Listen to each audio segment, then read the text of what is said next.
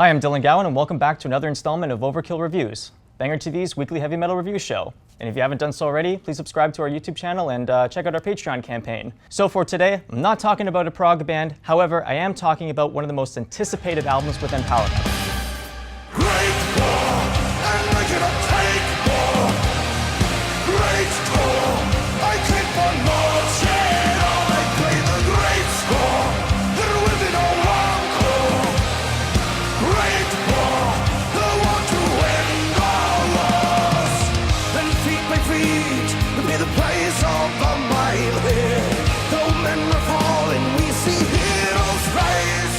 It's the new album by Sabaton, which came out last Friday, July 19th, called The Great War on Nuclear Blast.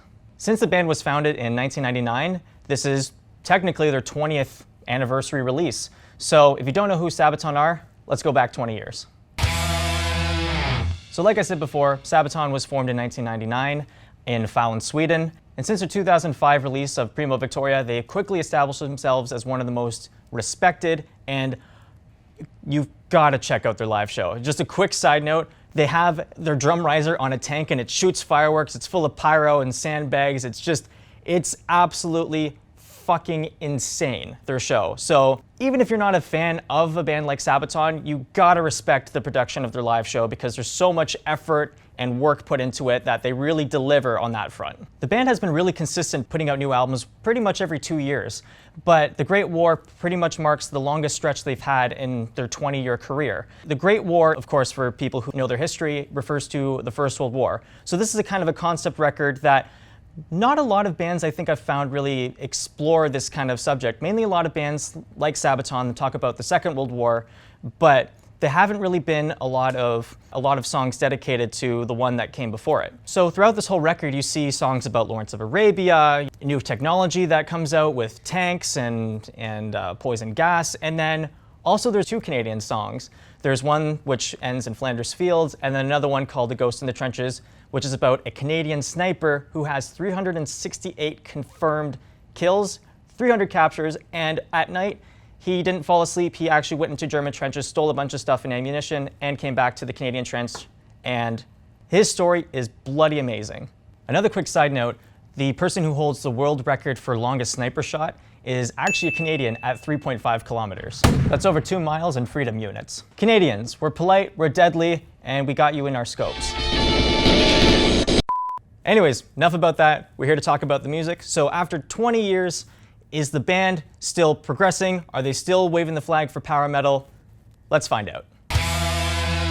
If you're unfamiliar with Sabaton, they're kind of known for their over theatrics and kind of over drama with a lot of their songs. And that's no different with their first track, The Future of Warfare. How it just kind of has this massive dynamics of just builds and builds and builds and builds and builds. And it has just really interesting, heavy rhythmic patterns caused by their drummer Hans, who is probably one of the most underrated drummers within power metal. How he's able to seamlessly come up with very clever patterns and rudiments, and how it fits really, really well with a song that's very simple song structure-wise. The solos are well executed and played very, very tastefully, making it a very strong start to the album. That intensity is carried out throughout the album, especially on tracks like Seven Pillars of Wisdom, Ghost in the Trenches, and Devil Dogs. Each of those three songs in particular have probably the catchiest riffs and choruses I've ever heard on a Sabaton release. Those three songs in particular really show the abilities and just the masterclass guitar players that Chris Rowland and Tommy Johansson are. Now I'll admit their song structure is very predictable. It's very verse, chorus, bridge, chorus with a higher key change, and then an outro. But when you're coming up with very clever ideas and musically interesting parts, it's very forgivable, especially on a track like The Red Baron, which it has this very Deep Purple Uriah Heep influence with the kind of shuffle-esque skipping organ sounds that they throw in. You don't have to reinvent the wheel, you just have to deliver strong ideas within the songs, and they do. Since this is a concept record, a lot of things that will really help elevate the songs is the way that they structure the story. And when you hear tracks like A War to End All Wars and The Great War, you really get into the perspective of the soldiers individually rather than just an overall subject. The lyrics really depict the horrors of war with lines like, "I'm standing here, am full of fear, with bodies at my feet. Over there, in the other trench, bullets wear my name. Lead ahead, as the captain said, and show them no remorse.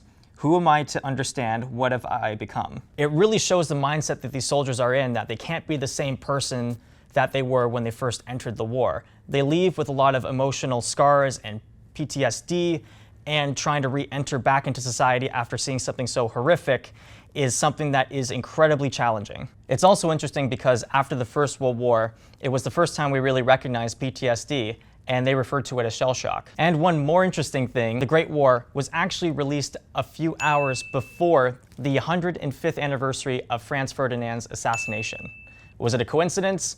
I don't think so. Speaking of the lyrics, the band really encouraged me to go out and do my own research about all the people that they were talking about on this record. Each story is equally fascinating, and when an album not only encourages you to go out into the rehearsal space and go and practice, but also expand your knowledge, you really have a very strong album that's not only great, but unique.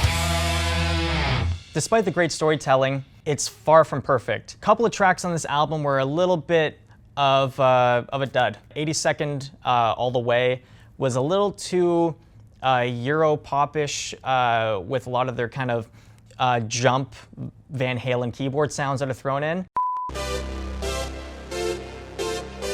It's just become a trope within power metal how they kind of use that same synth sound, and when I see that it's being bludgeoned by a lot of these bands, it kind of loses its appeal really quickly. The Attack of the Dead Men is kind of one of Sabaton's weaker songs that they had ever recorded. It just was a little too predictable, it was a little too safe, and it just didn't grab my attention enough like the Red Baron or the Great War.